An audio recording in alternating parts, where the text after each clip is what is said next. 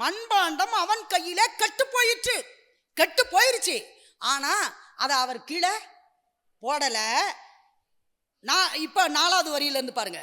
தன் பார்வைக்கு சரியாய் கண்டபடி குயவன் அதை திரும்ப வேறே பாண்டமாய் மாற்றினான் வணைந்தான்.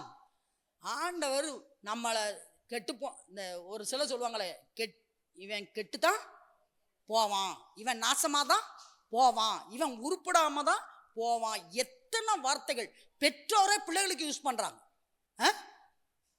ஆனா அந்த குயவனை பத்தி போட்டிருக்கு, அது கெட்டு போயிடுச்சுதான். ஆனா கெட்டு போயிருச்சுன்னு தூர தூக்கி போடல. அதை தன் பார்வைக்கு சரியாய் கண்டபடி வேறே பாத்திரமாக மாற்றினான் வணைந்தான். நான் சொல்றேன், இப்ப நீங்களும் நானும் தேவனுடைய கையில இருக்கிற களிமண், தேவன் குயவர்.